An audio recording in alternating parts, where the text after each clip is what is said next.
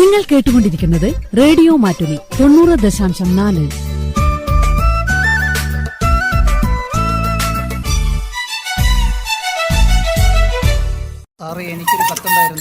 അഞ്ചലോട്ടം. കൈമാറിയ കത്തുകൾ ബാക്കി വെച്ച കഥകൾ, കത്തുമായി എത്തുന്നവരുടെ ജീവിതാനുഭവങ്ങൾ.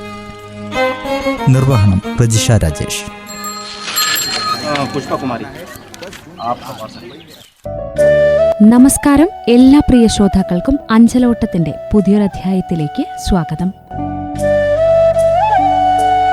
അഞ്ചലോട്ടത്തിൽ ഇന്ന് 35 വർഷം പോസ്റ്റ്മാനായി സേവനമനുഷ്ഠിച്ച പിലാക്കാവ് സ്വദേശി ശശീന്ദ്രനെ പരിചയപ്പെടാം.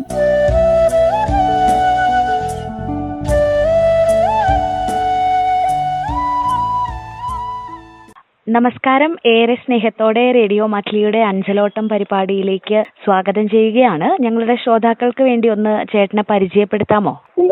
ശശീന്ദ്രൻ എം ആണ്.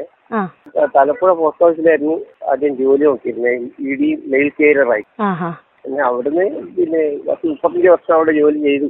അവിടെ ജോലിച്ചാൽ നല്ലൂർന്നാടായി. 35 വർഷം പോസ്റ്റൽ മേഖലയിൽ സർവീസിന് ശേഷം വിരമിച്ചിട്ട് എത്ര നാളായി? വിരമിച്ചിപ്പോ 19 6-7 കൊല്ലായി. 2019 വിരമിച്ചു അല്ലേ? വിരമിച്ചു. അതെ. വിരമിച്ച ശേഷം ഇപ്പൊ എന്ത് ചെയ്യാണ് ശശിയേട്ടൻ? വീട്ടിൽ തന്നെയാണോ? വേറെ എന്തെങ്കിലും മേഖലകളിൽ പ്രവർത്തിക്കുന്നുണ്ടോ? 5 വർഷമായിട്ട് വീട്ടിൽ തന്നെ ആയിരുന്നു. ഇപ്പൊ ഞാൻ ഒരു സ്വർണ്ണക്കടയിൽ സെക്യൂരിറ്റി ആയിട്ട് വരുന്നു. അതെയോ? എവിടെ? മാനന്തവാടിയാണോ? മാനന്തവാടി ലാൻഡ്മാർക്ക് എന്ന സ്വർണ്ണക്കടയിൽ. നമ്മളിപ്പോ 13,000 റുപ്യ ഉള്ളൂ. ഉള്ളത് കൊണ്ട് ജീവിക്കാനുള്ള ഒരു വേറെ ഉണ്ട് എനിക്ക്. പോസ്റ്റ് ഓഫീസിൽ ജോലി ചെയ്തിട്ട് ജീവിതം മുന്നോട്ട് പോയി എന്നല്ലാണ്ട് വേറെ ഒന്നും ബെനിഫിറ്റ് ഒന്നും ഉണ്ടായിരുന്നില്ല. ശശിയേട്ടൻ ഇഷ്ടപ്പെട്ടിട്ടാണോ ഈ പോസ്റ്റ്മാന്റെ ഒരു ജോലി? തീർച്ചയായിട്ടും എനിക്ക് തപാൽ മേഖലയിൽ പോസ്റ്റ്മാനായിട്ട് നല്ല ആഗ്രഹം ഉണ്ടായിരുന്നു. അതൊരു ജീവിത അഭിലാഷമായിരുന്നു. അതുപോലെ തന്നെ ഇതില്ലെങ്കിൽ മെക്കാനിക്കലായിരുന്നോ കിട്ടിയപ്പോ ഇതന്നെ മതി എന്നുള്ള ഒരു ചിന്തയിൽ ഇതെങ്ങനെ പോയി എങ്ങനെ മേലോട്ട് കയറി പോകാന്ന് വെച്ചിട്ട് അതിനുള്ള ഭാഗ്യം ഉണ്ടായിരുന്നില്ല. തലപ്പുഴയാണോ? സ്വദേശം എവിടെയാണ്? വീട് എവിടെയാണ്? വീട് പിലാക്കാവ് വട്ടറത്തിൽ നിന്ന് പറയും. പിലാക്കാവ് നിന്ന് തലപ്പുഴ പോയി വരുമായിരുന്നോ എല്ലാ ദിവസവും? പിലാക്കാവിന്ന് തലപ്പുഴയിലേക്ക് ദിവസം നടന്നു പോവായിരുന്നു. അതെ അല്ലേ? രാവിലെ 9 മണിയാകുമ്പോൾ എത്തും. അത് കഴിഞ്ഞ് മെയിലേക്ക് 3 മെയിൽ കൊണ്ടുപോകണം. 3 ബാഗ്. പാളാട്, ഒരു വയനാട്, വെൺമണി.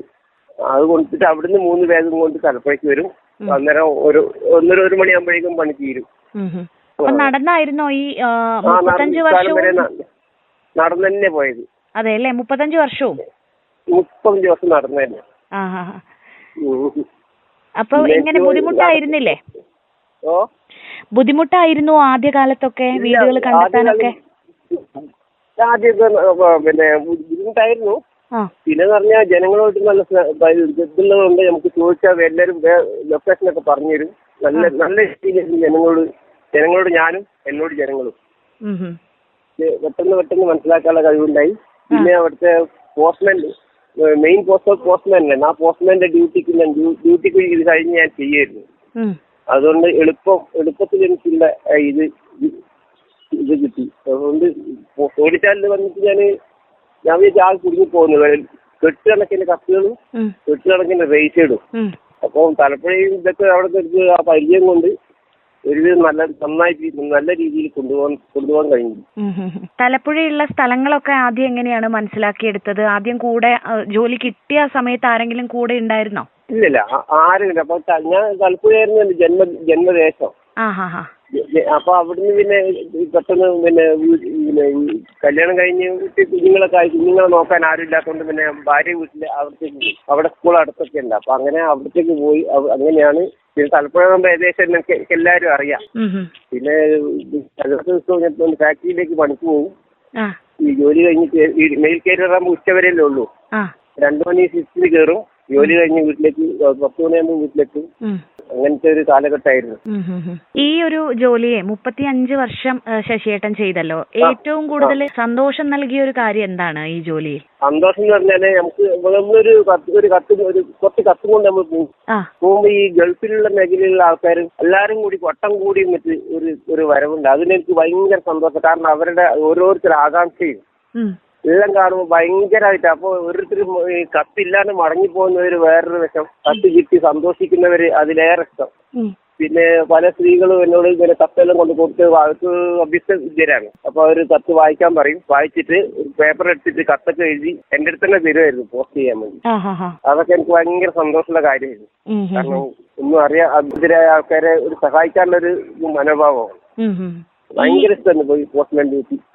ഇങ്ങനെ കത്തുകളൊക്കെ എത്തിച്ചു കൊടുക്കുമ്പോഴേ മറക്കാൻ പറ്റാത്ത ഏതെങ്കിലും ഒരു അനുഭവം ഞങ്ങളുടെ ശ്രോതാക്കളുമായി പങ്കുവെക്കാനുണ്ടോ ചേട്ടന്? മനസ്സിന് വിഷമം തോന്നിയതോ സന്തോഷം തോന്നിയതോ ആയിട്ടുള്ള എപ്പോഴും ഓർമ്മയിലുള്ള ഒരു സംഭവം? അതെന്ന് പറഞ്ഞാൽ പിന്നെ ഈ മണി ഓർഡറെല്ലാം കൊണ്ട് കൊടുക്കുമ്പോഴേ പിന്നെ ഈ മണി ഓർഡർ കൊണ്ട് കൊടുക്കുമ്പോ പാവം ഒന്നുമില്ലാത്ത ഒരു അവസ്ഥയിലുണ്ടായിരുന്ന ഒരു പിന്നെ അത് ഒന്നുമില്ല, വീട്ടിലൊന്നുമില്ല.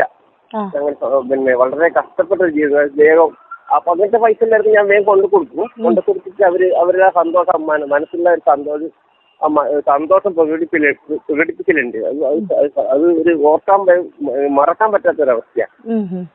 അത് ആ പണം കിട്ടിയിട്ട് അവര് ഉടനെ തന്നെ ആ കടയിലേക്ക് ഒരു സന്തോഷം പറഞ്ഞറിയിക്കാൻ വയ്യ. പിന്നെ പാവങ്ങൾക്ക് എന്തെങ്കിലും എന്റെ കയ്യിൽ കാശുണ്ടെങ്കിൽ ഞാൻ അത് കൊടുക്കും അവർക്ക്. ഒന്നുമില്ലാത്ത പാവങ്ങൾക്ക് എന്തെങ്കിലും ആശുപത്രി കേസോ എന്തെങ്കിലും ഉണ്ടെങ്കിൽ ചെറിയ രീതിയിലുള്ള സഹായം ഞാൻ ചെയ്തു. അതുപോലെ ഈ മഴയും വെയിലും ഒക്കെ ഭയങ്കര പ്രശ്നമായിരുന്നില്ലേ? നടന്നാണ് പോകുന്നത് എന്ന് പറഞ്ഞു. നടന്നു പോകുന്ന ഭയങ്കര വിഷമായിരുന്നു. വിഷമൊക്കെ ആയിരുന്നു. പിന്നെ പോസ്റ്റ് ഓഫീസിന്റെ ചൂരൽ കാലിന്റെ കുട കിട്ടും. അത് കാറ്റിലൊക്കെ വലഞ്ചി ഇങ്ങനെ പോവുക. ഇങ്ങനെ പിന്നെ കഷ്ടപ്പെട്ട് എങ്ങനെയൊക്കെ അത് ജീവിക്കാനുള്ള ത്വരയിൽ ഇങ്ങനെ പോവും. ആരെന്ത് ചോദിച്ചാലും പറഞ്ഞുതരും. ചില വീടുകൾക്ക് ചെന്നാൽ ചായ കുടിക്കാണ്ട് വിടൂല. ഈ ഗൾഫിലൊക്കെ വരുമ്പോ ഈ ചെക്കൊക്കെ പോസ്റ്റ് ഓഫീസ് വഴിയാണല്ലോ വരിക. അപ്പൊ അത് കൊണ്ടു കൊടുക്കുമ്പോ അവര് സന്തോഷം ഭയങ്കരമായിട്ട്. അപ്പൊ അവര് മറ്റേ നല്ല നല്ല ഭക്ഷണങ്ങളൊക്കെ തരും. എന്തെങ്കിലും ചെറിയ പൈസ പോക്കറ്റ് മണി ഗീസയിലിട്ട് തരും. അങ്ങനെയൊക്കെ ഒരു ജീവിതം ഉണ്ടായിരുന്നു. ഭയങ്കര മഴയൊക്കെ ആയിട്ട് എപ്പോഴെങ്കിലും കത്തുകൾ എത്തിച്ച് നൽകാൻ വേണ്ടിയിട്ട് താമസം നേരിട്ടതോ അങ്ങനെ എന്തെങ്കിലും ഓർമ്മയിലുണ്ടോ? നല്ല മഴയാണെങ്കിലും ഞാൻ നടന്നു പോവും. അതെ അല്ലേ? ഏത് വീട്ടിലും എന്താക്കൂല. ഇപ്പൊ ഇന്റർവ്യൂ കാർഡുകള് പിന്നെ ഹോസ്പിറ്റലിക്കേഷന്റെ എന്തെങ്കിലുമൊക്കെ ഉണ്ടെങ്കിൽ ഉടനെ ഞാൻ അവിടെ എത്തിച്ചിരിക്കും. രാത്രി ഞാൻ 6:30 വരെ കൊണ്ട് കൊടുക്കുന്നുണ്ട്. അതെല്ലേ? എന്റെ സമയം പോയാലും സാരല്ല, അവരുടെ ആവശ്യം നടക്കട്ടെ കൊണ്ട് കൊടുക്കുന്നു.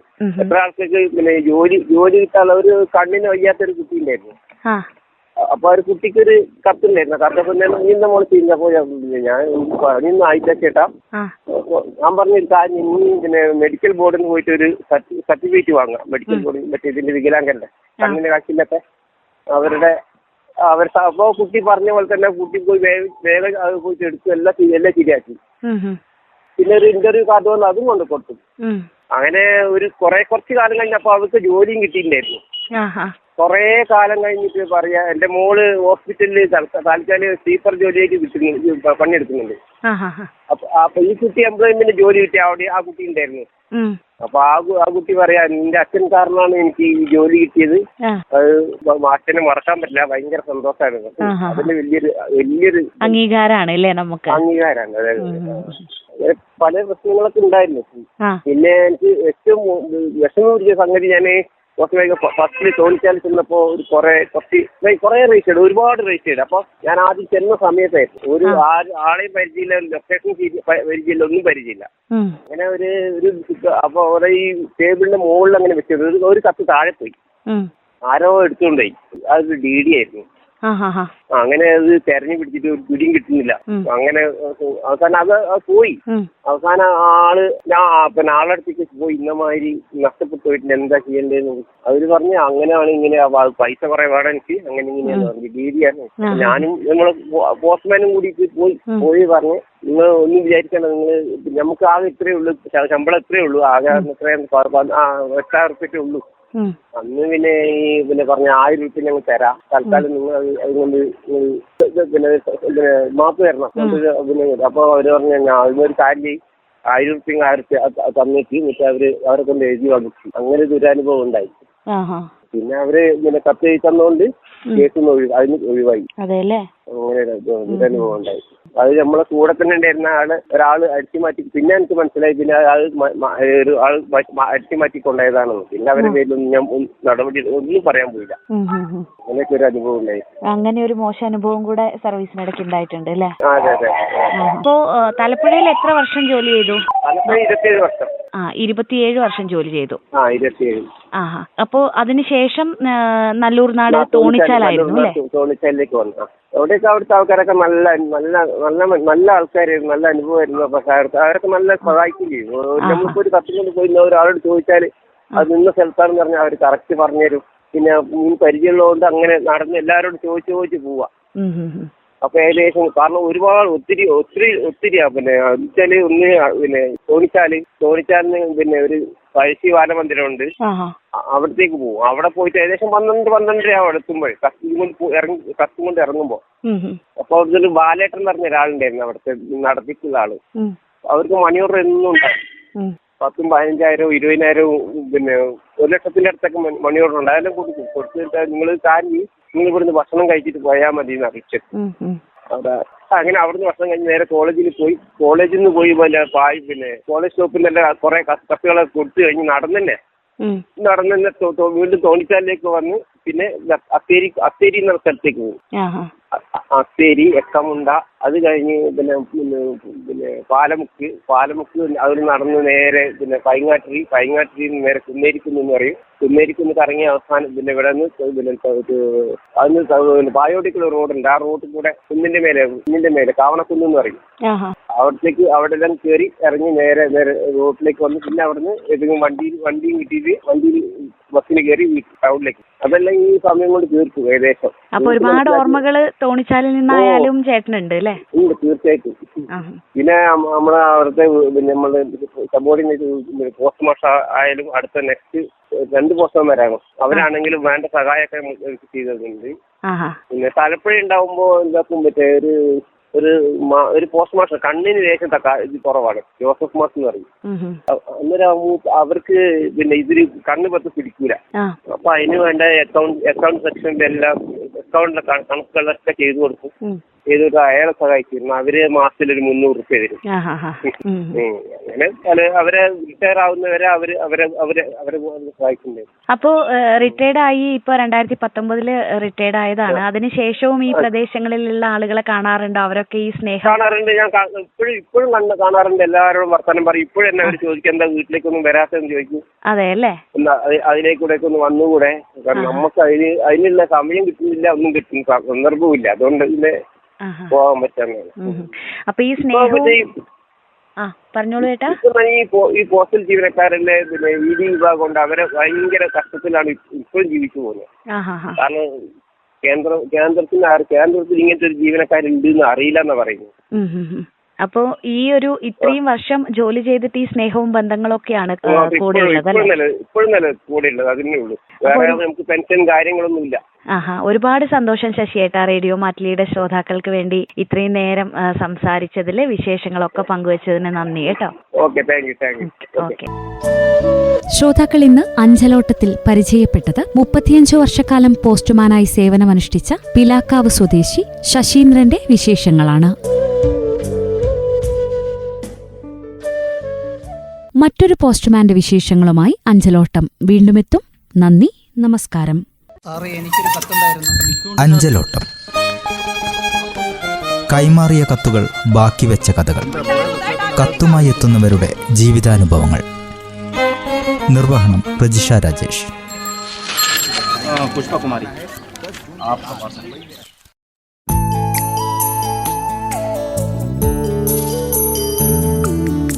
നിങ്ങൾ കേട്ടുകൊണ്ടിരിക്കുന്നത് റേഡിയോ മാറ്റുലി 90.4.